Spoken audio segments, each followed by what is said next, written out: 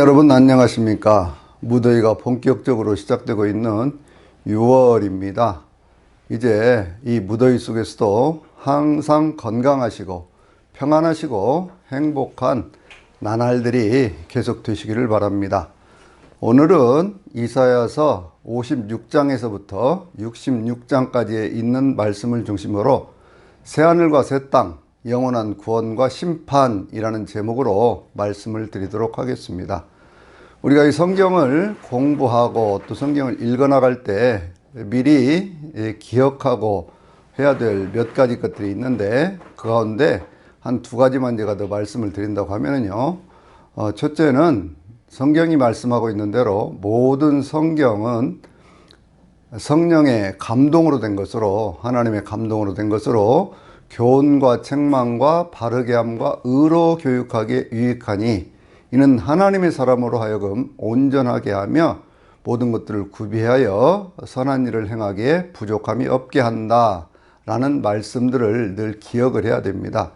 그래서 우리는 성경을 읽을 때요, 하나님의 말씀을 통해서 오늘 내가 살아가는 인생에 대한 귀한 교훈을 얻으려고 하는 자세가 꼭 필요한 것이고요. 또 한 가지를 더 말씀을 드린다고 하면, 구약에 있는 말씀들은 그림자이고 신약에 있는 말씀이 실상이다, 이런 측면에서도 성경을 볼 수 있어야 됩니다. 곧 예언과 성취라고 하는 그런 관점에서 성경을 해석할 수 있을 때 구약에 있는 말씀들을 바로 이해하면서 그 말씀들이 어떻게 신약시대에 이루어져 가는가라고 하는 것을 알 수가 있죠. 예를 들면 이런 말씀이 있지 않습니까? 처녀가 잉태하여 아들을 낳으리니 그 이름을 임마누엘이라 하리라 라고 하는 이사야서 7장 14절에 있는 말씀은요, 그것은 예수 그리스도의 탄생과 함께 마태복음 1장 21절 이하에 있는 그런 말씀을 통해서 이루어지는 것을 우리가 볼 수가 있지요. 또 예수님의 어떤 십자가 사건에 대한 그 말씀들은요, 그가 찔림은 우리의 허물을 인하며 그가 상함은 우리의 죄악을 인함이라, 그가 징계를 받음으로 우리는 평화를 누리고 그가 채찍에 맞음으로 우리가 나음을 입었도다 라고 하는 말씀은요, 예수님의 십자가 사건을 빼고는 말할 수가 없는 겁니다. 인생에 있는 모든 죄의 문제에서부터 해방하여 주셨다고 하는 것은 예수 그리스도의 보혈의 문제인 것이거든요. 그래서 그것을 에베소 1장 7절에서는 우리가 그의 피로 속량 곧 죄사함을 받았다라고 말씀하고 있고, 요한계시록 1장 5절에 있는 말씀을 통해서는요, 그 말씀이 우리들의 모든 죄에서 그의 피가 우리를 해방시켜 주셨다라는 말씀으로 기록이 되어 있는 것을 볼 수가 있습니다. 또 오늘 우리가 보게 될 새하늘과 새 땅에 대한 이사야 65장에 있는 말씀은요, 그 내용이 계시록 21장과 22장에서 실상적인 증거로 나타나고 있는 것을 볼 수가 있어요. 그렇기 때문에 이제 구약에 있는 그런 말씀들을 보면서 어떤 그 역사 속에서 이루어지는 현실을 넘어서는 예언의 말씀들을 볼 때는 이 예언의 말씀이 신약 시대에 초림하시는 예수를 통해서 또 교회 시대를 통해서 재림하실 예수님을 통해서 이루어지는 사건들이다 라고 하는 것들을 이해할 수 있을 때 구약의 말씀을 보면서 훨씬 더 잘 이해할 수 있는 그러한 눈들이 열리게 되어져 있습니다. 이사야서는 전체가 66장으로 그 말씀들을 1부, 2부, 3부로 나누어서 설명을 하고 있죠.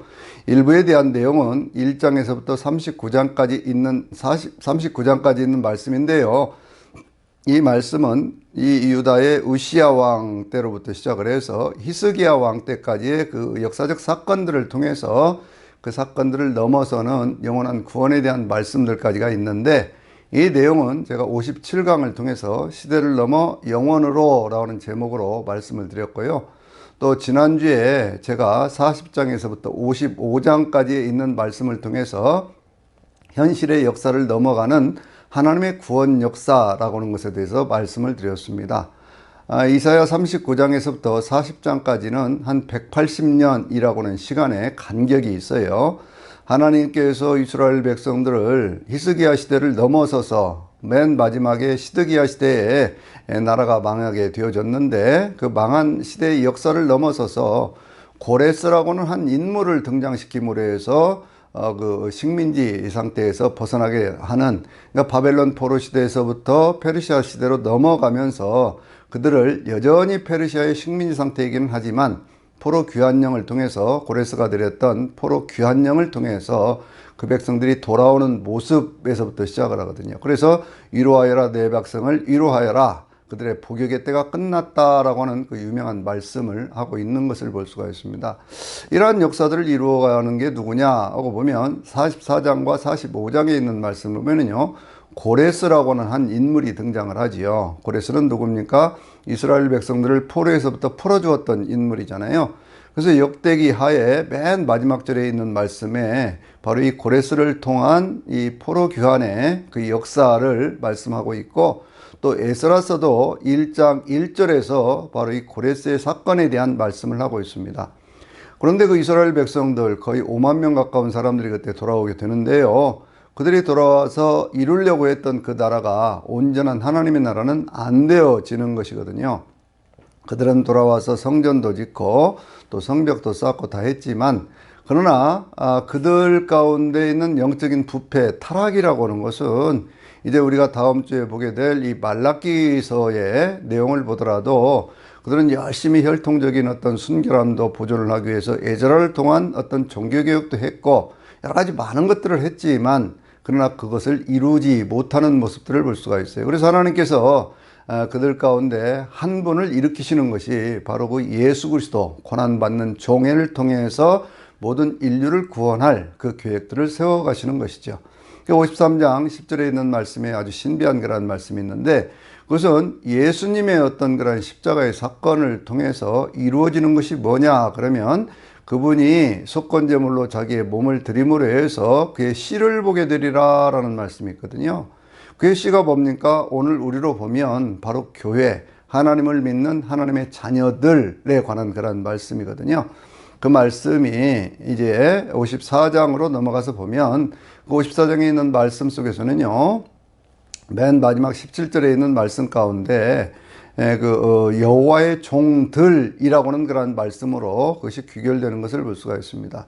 그러니까 이 고난받는 종 한 분 예수께서 씨를 뿌림으로 해서, 그래서 여호와의 종들, 하나님의 백성들이 생겨나는 그 모습들을 볼 수가 있거든요.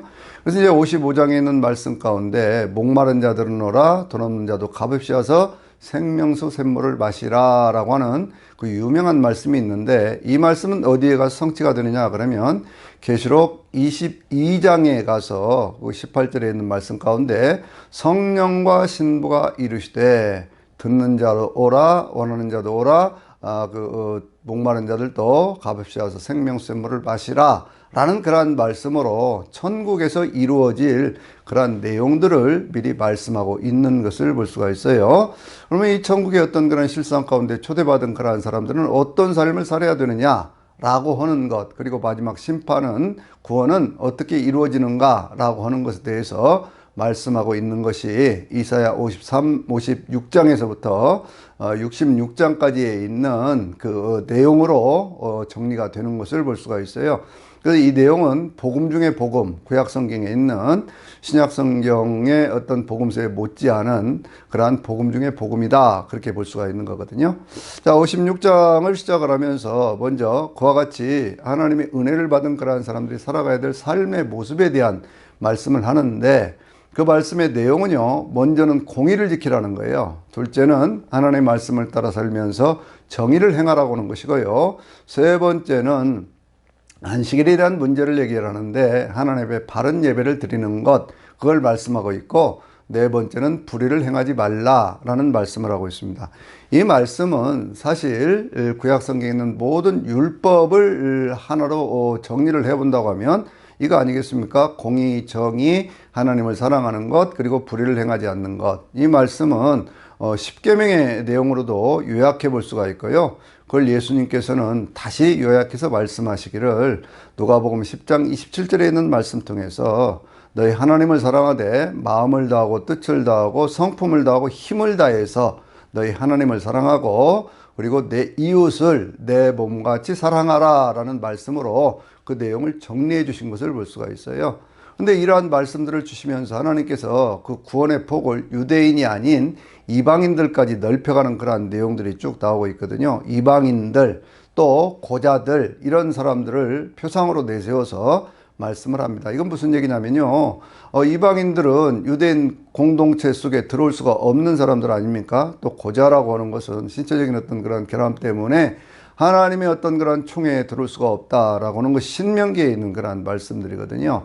근데 그러한 사람들까지 다 그렇게 하나님의 성산에서 제단을 쌓으면서 하나님을 사랑하는 사람들은 그렇게 된다는 거예요. 우리가 잘 알고 있는 이사야서 56장 7절에 있는 말씀, 내 집은 만민의 기도하는 집이라라는 그러한 말씀의 배경이 바로 여기에 있는 겁니다. 그러니까 유대인을 위한 구원일 뿐만 아니라 유대인이 아니더라도 하나님을 진정으로 사랑하는 사람들이 하나님 앞에 예배하는 그러한 장소, 바로 그것이 성전이 되어져야 된다라고 하는 것을 말씀하고 있는 것이죠. 예수님께서는요, 예루살렘 성에 들어가셔서 맨 처음에 하셨던 일이 성전을 청결케 하는 그 일을 하시면서 그렇게 하셨잖아요. 내 집은 만민의 기도하는 집이거늘 너희가 강도의 구렬, 곧 강도의 소굴로 만들었다, 이렇게 말씀을 하셨거든요. 그건 무슨 얘기입니까? 그 시대에 어떤 그런 대제사장이라든지 혹은 뭐 바리새인 서기관들 뭐 또 거기에 있던 사두개인들, 이런 사람들이 기득권을 가지고 성전에 있는 성전세를 받고 또 성전에 어떤 그런 그 돈을 바꾸게 하고 재물들을 그 팔면서 부를 지득을 해서 자기들만 잘 먹고 잘 사는 그러한 체제로, 성전 지배 체제로 그걸 바꿔버린 그 모습을 주님께서 말씀을 하시고 질타하신 것 아니겠습니까?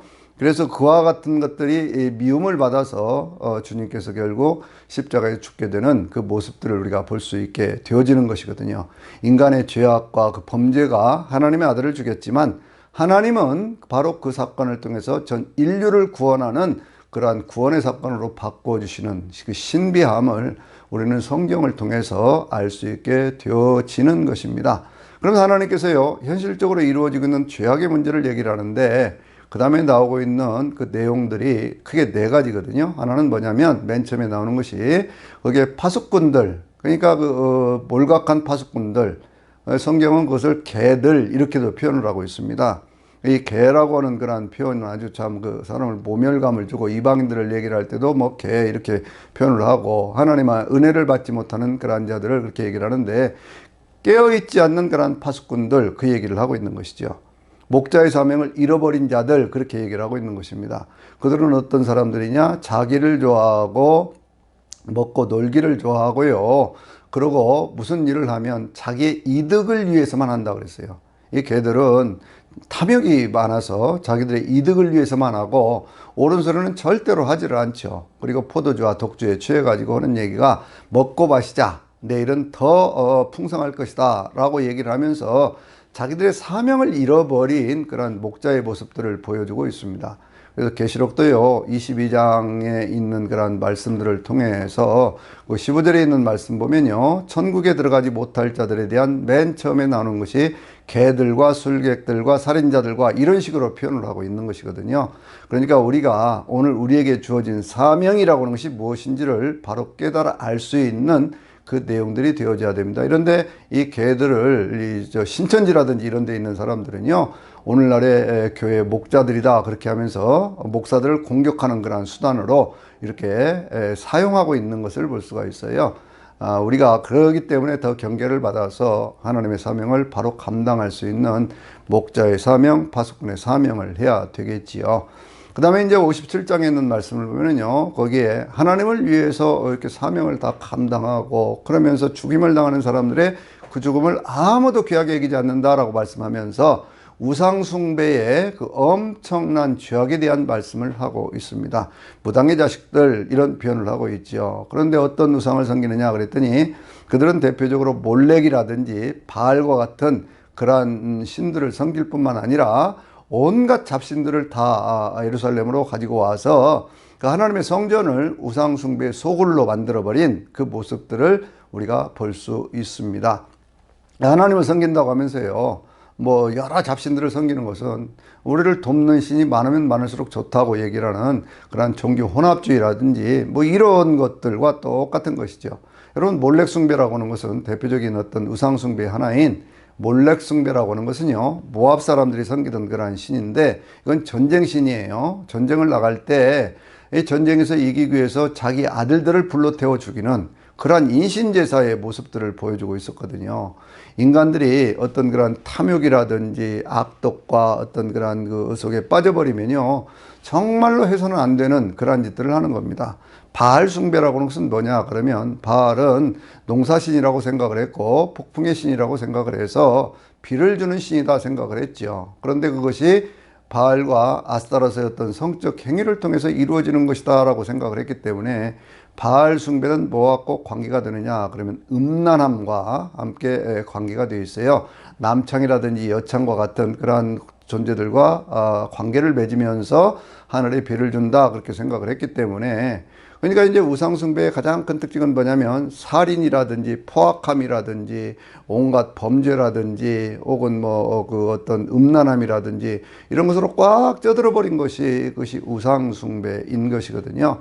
그래서 그런 우상숭배에 대한 심판의 말씀을 하시면서 동시에 하나님께서는 하나님을 경외하는 사람들에게 주어질 그 축복에 대한 말씀을 하고 있는데요, 21절 이하에 있는 말씀을 보면 하나님은 뭐라고 말씀하시냐면, 여호와 하나님께서 말씀하신다 그렇게 하시면서 하나님께서 영원한 언약을 세워주시는데, 그것은 하나님을 경외하는 너희에게는 하나님의 영이 임하여 있을 뿐만 아니라 내 입에 준 이 말이 영원토록 함께 있을 것이라고 말씀을 하시고, 그러면서 계속해서 주시는 그러한 말씀이 뭐라고 말씀을 하냐면요, 그 가운데 하나님이 주시는 놀라운 어떤 은혜의 역사가 그것이 후손과 후손들까지 그렇게 이루어져 갈 것이다 라고 말씀을 하고 있는 것입니다. 그러니까 하나님 앞에서 어떤 그러한 그 은혜를 입어야 되는 어떤 그러한 사건들에 대한 그러한 말씀들을 하나님께서는 그렇게 이제 쭉 말씀을 해 가시거든요. 그러면서 58장에 있는 그러한 말씀을 보면은요, 여기는 금식에 대한 교훈, 안식에 대한 그러한 교훈들이 그 가운데 있어요. 안식과 어떤 그러한 예들을 쭉 주님이 이렇게 말씀을 하시면서, 내가 기뻐하는 금식은 그렇게 말씀을 하고 있죠. 이스라엘 백성들은 5월 금식, 7월 금식이라고 하는 것을 이걸 상례화시켜서 하던 그러한 민족들이거든요. 5월 금식은 예루살렘이 멸망을 했을 때, 7월 금식은 대속죄일이 되었을 때 금식하는 것, 그걸 얘기를 합니다. 그런데 이 금식이라고 하는 것이 어떤 모습을 가지고 있었느냐 그러면, 이 자기들 그걸 금식을 할 수 있는 사람들은 금식을 하고, 그러지 않고 자기들이 부리는 종들은 다 일을 시키는 그러한 모습들을 보여줘요. 안식일도 역시 마찬가지죠. 안식일이라고 하는 것이 모든 사람들을 함께 쉬라고 하나님께서 만들어 주신 거잖아요. 그런데 안식일을 지킬 수 있는 사람들은 지키지만, 안식일을 지킬 수 없는 사람들은 자기들이 다 종으로 일을 시키는 그 모습을 보여줍니다. 하나님께서는 내 집에 있는 종들, 가축들까지 다 쉬게 하라고 그렇게 말씀을 하셨는데, 겉으로 볼 때는 경건한 척 하는데 속으로는 포악이 가득한 그 모습들을 하나님께서 그것을 질타해 가시는 그러한 모습들을 우리가 볼 수 있는 것이죠. 그래서 58장 6절에 있는 말씀에, 내가 기뻐하는 금식은 흉악의 결박을 풀어주며 압제당한 자를 자유케 하며 포로된 자를 놓아주고, 그렇게 하는 그 모습을 하나님께서 말씀하시는 내용이 거기가 있어요. 그래서 하나님께서 하시는 말씀이, 네가 굶주린 형제들을 보면 그 굶주린 형제들을 돕는 것 당연한 것 아니겠느냐, 그런 말씀을 하시면서, 네가 이런 참된 금식을 이렇게 실천을 하면 하나님께서 내 영광이 빛과 같이 빛나게 될 것이고, 그리고 내 치료가 급속하게 임하리라 라는 그러한 말씀들을 주시는 것을 볼 수가 있어요. 금식한다고 하면서 오히려 종교적으로 외식하는, 안식일을 지킨다고 하면서 오히려 그 안식일을 지키지 않는 그러한 모습들, 그 속에서 온갖 포악과 죄악을 행하는 그 모습들을 59장에서 다시 말씀을 하는데요, 하나님의 손이 짧아서 너희를 구원하지 못하는 것이 아니고, 여호와의 능력이 없어서 하나님께서 귀가 어두워서 듣지 못하는 것이 아니라, 너희가 짓고 있는 모든 죄악들이 하나님과 사람들 사이를 갈라놓았기 때문이다 라고 말씀을 하면서, 하여튼 겉으로는 경건한 척 하는데 속으로는 온갖 못된 짓들을 하는 그들에 대한 그 심판에 대한 말씀을 하면서, 바로 이 59장의 맨 마지막 절에 있는 그러한 말씀 속에서 하나님께서는 하나님의 은혜를 입은 그러한 사람들의 그 어떤 그 당대에도 또 자손들에게도 그 후손들까지 영원한 복을 주신다라고 그렇게 말씀하고 있는 거예요. 그럼 그런 복이 어떤 복이냐? 자, 60장에 있는 말씀 보면요, 일어나라 빛을 발하라 이는 내 빛이 이르렀고 여호와의 영광이 내 위에 임하였음이니라 라고 말씀하고 있는 것이죠. 하나님이 주시는 놀라운 어떤 그런 축복의 세계를 쭉 말씀을 해 주시는 그 내용들을 우리가 60장에서 볼 수가 있고요. 61장으로 넘어가서 보면 이러한 일들을 이루어 주실 분이 누구냐? 바로 예수 그리스도가 거기에 구약의 그림자의 어떤 그런 모습으로 다시 등장하는 것을 볼 수가 있습니다. 그분은 누구냐? 그러면요, 이렇게 얘기를 하고 있거든요. 여호와의 영이 내게 임하셨으니 내게 기름을 부으셔서 그 가난한 자들에게 아름다운 소식을 전하고 마음에 상한 자들을 고쳐주고 포로된 자들은 자유하게 하고 그리고 압제당한 자들도 풀어주면서 하나님의 그 은혜의 해를 선포하고 하나님의 보복의 해를 선포한다고는 바로 그 희년에 관한 그러한 말씀들을 주시는 것을 볼 수가 있습니다. 그 참된 금식을 실천하는 것과 같은 그러한 내용들이 이 희년, 바로 은혜의 해를 선포하는 것과 같이 되어 있는데요. 이 내용이 누가복음, 신약의 누가복음 4장 18절에서 예수님께서 이제 광야에서 사단에게 시험을 당하시고 난 뒤에 다시 이 갈릴리로 오셔서 그 나사렛 회당에 들어가셔가지고 그 회당에서 주님께서 성경을 펴서 읽으셨던 말씀이 바로 이 대목이지요. 그러니까 이 말씀이 오늘 너희들에게 이루어졌다 그러니까 거기에 있는 자들이 그건 이 메시아에 대한 예언인데 그럼 네가 메시아라는 말이냐 그러면서 화를 내가지고 예수님을 끌고 산의 어떤 그런 골짜기 같은데 나사렛이라는 동네는 어떤 그런 언덕 위에 세워진 그러한 동네거든요. 그러니까 그를 끌고 가서 예수님을 밀쳐버리려고 하는 그러한 모습들을 우리가 볼 수가 있습니다. 그러니까 바로 그와 같은 어떤 그러한 그 내용, 그러니까 예수님께서 초림하신 예수께서 희년의 해를 선포하면서 어떤 그 가난한 자들에게 복음이 전해지게 하고 또 억눌린 자, 포로된 자, 사단에게 사로잡힌 모든 자를 자유케 하시는 그러한 역사들을 1차적으로 이루셨죠. 그러나 그 모든 것들이 완성되어지는 것은 이제 예수님께서 이 교회 시대를 통해서도 계속 이루어 가실 뿐만이 아니라 영원한 하나님의 나라가 이루어지는 새하늘과 새 땅에서 이루어진다고 하는 것을 말씀하고 있는 것을 볼 수가 있습니다. 그렇게 예수님께서 이렇게 말씀하시는 그러한 내용들과 더불어서 62장에 보면요. 그래서 이제 구원받은 그러한 하나님의 백성들을 하나님은 뭐라고 말씀하시느냐? 그러면 이렇게 말씀을 하셔요. 그들은 여호와의 손에 왕관이요. 그리고 우리가 가끔 뭐 어떤 찬양단이라든지 이런 걸 만든다든지 중창단 만들 때 헵시바 혹은 뷸라라고는 그러한 이름들을 붙이지 않습니까? 그 말씀이 바로 이 이사야서에 나오는 62장에 나오는 그런 말씀이거든요. 이 말씀은 어떤 내용이냐 그러면요, 헵시바라고 여호와의 손에 왕관이라고 그랬으니까 얼마나 하나님께서 하나님의 귀한 백성들을 귀하게 여기시는가를 우리가 알 수 있지요. 헵시바라고 하는 것은 나의 기쁨이 그에게 있다 그 얘기예요. 하나님은 우리를 보고 기뻐하신다 그 얘기예요. 뷸라라고 하는 것은 나는 내 주인이다 그 말씀이거든요. 신랑과 신부의 관계를 통해서 바로 그와 같은 아름다운 관계들이 맺어져 가는 그 모습들을 다시 한번 주님께서 말씀을 하시는 것을 볼 수가 있습니다. 그 하나님께서 주시는 귀한 축복의 사건들을 쭉 말씀을 하신 다음에 63장에서는요 다시 심판에 대한 말씀들을 먼저 하셔요. 그러니까 여기 마지막 대로 가면요 하나님께서 둘을 딱 나누는 것을 볼 수가 있습니다. 거기 다시 말씀하고 있는 것이 겉으로는 경건하지 않은데 속으로는 온갖 탐욕에 물들어 있는 그런 악의 세력들에 대한 그 심판의 말씀들을 하시면서 그 일을 이루기 위해서 오시는 분이 있는데 보스라에서부터 오는 분이 누구냐라고 얘기를 하면서 그분은 붉은 옷을 입었다. 그리고 악한 자들을 심판하기 때문에 그 피가 그 옷에 튀었다. 이렇게 말씀을 하고 있는데요. 이 말씀은 계시록의 19장을 보면 예수님께서 재림하실 때 포도주들을 밟으면서 그 악인들을 심판하시는 모습, 또 주님께서 피가 뿌린 그런 옷을 입었는데 그 옷에 어떤 그 주님의 이름이 있죠. 그 19장 16절에 보면 만왕형 만주의 주라고 하는 그런 이름이 쓰여지신 분, 바로 그 모습의 원형은 바로 이 이사야서 63장에 있는 그런 내용이다. 이렇게 아시면 더 그 성경을 이해하는데 좀 도움이 될 거예요.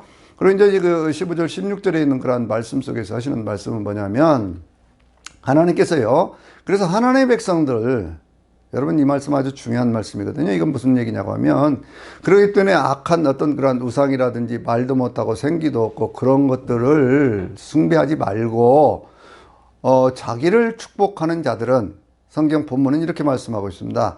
진리 하나님께 축복을 구하라 그렇게 말씀하고 있거든요. 진리 하나님께 축복을 구하라 그렇게 말씀하고 있는데 이 진리 하나님이라고 하는 것은 신실하신 하나님께 그 얘기예요. 영원하신 하나님, 신실하신 하나님께 복을 구하라 그렇게 말씀하고 있거든요. 그러니까 오늘 우리는요 자기 인생에 대해서도요 자기 스스로를 축복할 수 있어야 돼요.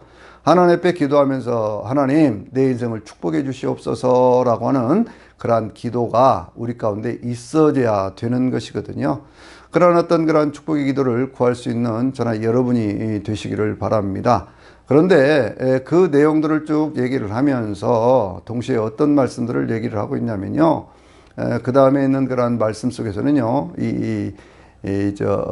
이사야가 하나님 앞에 간절히 기도하는 그러한 내용들이 쭉 나오고 있는 것을 볼 수가 있습니다. 이사야가 이렇게 쭉 기도를 하는데 그러한 기도를 하는 그러한 내용들 가운데 어떤 내용으로 말씀을 하느냐 그러면 이스라엘 민족들의 온갖 그 죄악, 그 악에 대한 그러한 얘기들을 쭉 하고 있거든요. 그러한 얘기들을 쭉 하면서 그 악에 대한 어떤 그런 고백들을 쭉 하면서 그러면서 이제 하고 있는 그런 내용들이 어떤 내용이냐 그러면 그 내용들 가운데서요.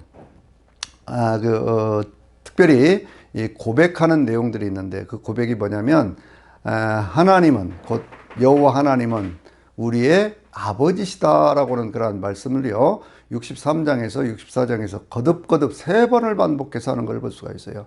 그러면서 거기에 아버지이시기 때문에 우리는 그 아버지는 토기장이고 우리는 그 진흙과 같은 존재여서 우리 모두를 만드신 분이 아버지 하나님 아십니까? 그러니까 우리를 구원해 주세요 라고 얘기를 해요. 그러니까 예수님께서 우리에게 하나님에 대한 말씀을 할 때 그냥 주님이라고만 가르쳐 준 것이 아니고 하늘에 계신 우리 아버지요 라고 우리에게 기도도 그렇게 가르쳐 주셨잖아요. 그랬던 것처럼 하나님 아버지의 어떤 그런 그 하나님을 아버지라고 이렇게 소개하는 그 내용이 이사야서의 어떤 그런 기도 가운데 그렇게 나오고 있어요. 그러면서 계속 탄식하는 어떤 그런 내용들도 많이 나오고 있는데 그렇게 얘기를 할 때 이제 하나님께서요 친히 이렇게 강림하시는 그러한 모습과 더불어서 이제 새하늘과 새 땅에 대한 약속을 65장의 17절에서부터 말씀을 하고 있거든요. 65장 17절부터 있는 그런 말씀 그 앞에는 어떤 내용들이 있느냐 그러면요 하나님께서 둘로 나누십니다. 하나님을 기뻐하는 하나님의 종들에게는요 거기에는 먹고 마시고 기뻐하고 즐거워한다. 하나님을 대적하는 자들에게는 하나님이 말씀을 하시기를 그들은 슬퍼하고 그리고 고통 가운데 있으면서 그리고 굶주린다 라고 하는 그런 내용들로 둘로 쫙 나누어서 말씀을 하셔요. 그러면서 이제 하나님의 백성들이 누릴 어떤 그런 축복에 대한 말씀이 17절 이하에 구약에 나오는 바로 새하늘과 새 땅에 관한 그런 내용이거든요. 그러면 새하늘과 새 땅 속에서는 어떤 일이 이루어지느냐 하나님 앞에서 기뻐하고 즐거워하고 그러면서 동시에 그들이 모든 부족한 것이 없고 그들의 삶의 수완이라고 하는 것이 나무의 수령과 같고 그런데 이 말씀 속에서 제가 왜 이 구약의 말씀이 그림자라고 얘기를 하냐면 거기는 죽음에 대한 그런 내용들도 있거든요. 그리고 현실 세계에서 누릴 수 있는 어떤 그런 축복의 내용들로 이렇게 되어 있는 모습을 볼 수가 있거든요. 이게 무슨 얘기냐? 어린아이 때 죽는다든지 100세가 되어서 죽는 그러한 자들은 저주받은 자다라고 하는 그런 말씀들이 그 대목에 있어요. 그러면 이것은 영원한 천국에 대한 모형이기도 하지만 왜?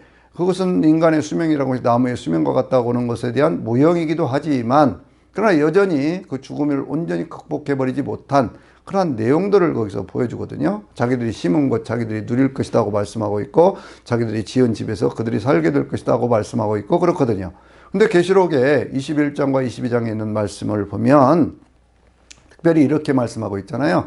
또 내가 새하늘과 새 땅을 보니 처음 하늘과 처음 땅은 없어졌고 바다도 다시 있지 아니하더라. 하나님이 그들과 함께 계셔서 그들은 하나님의 백성이 되고 하나님께 그들과 함께 계시며 하나님께서 친히 그들 위에 장막을 치심에 거기에는 뭐가 없습니까? 다시는 죽음이 없고 아픈 것이나 애통하시는 것이나 곡하는 것이 다시 있지 아니하리니 처음 것들이 다 지나갔으리로라 그렇게 말씀하고 있어요. 그러니까 이사야 65장에서 말씀하고 있는 새하늘과 새 땅의 역사가 그림자적인 어떤 그런 모습으로 보여줬다고 하면, 모형적인 모습으로 보여줬다고 하면, 계시록 21장에서 22장에서 보여주는 것은 완성된 천국의 모습을 우리에게 보여주고 있다, 이렇게 보시면 된다 그 말씀이에요. 한 예루살렘 성의 어떤 회복에 대한 말씀을 하면서 그 성 안에서는요, 어떤 그 사자들이 무슨 풀을 먹고 독사들이 일과 어떤 어린아이들이 서로 장난도 치고 뭐 이렇게 하는 그런 여러 가지 어떤 평화로운 모습. 그래서 맨 마지막 절에 있는 그런 말씀을 보면은요, 하나님은 뭐라고 말씀을 하시냐면, 나의 성산에는 해함도 없고 상함이 없다, 이렇게 말씀을 하셔요. 그런데 그러한 일들에 대한 말씀을 동시에 하시면서 이사야가 54장에서 탄식을 할 때, 하나님, 우리 지금 성전도 다 무너져 버렸고요, 그리고 이 예루살렘 성이 이렇게 황폐가 되어버렸습니다 라고는 그런 탄식하는 모습을 보여주고 있거든요.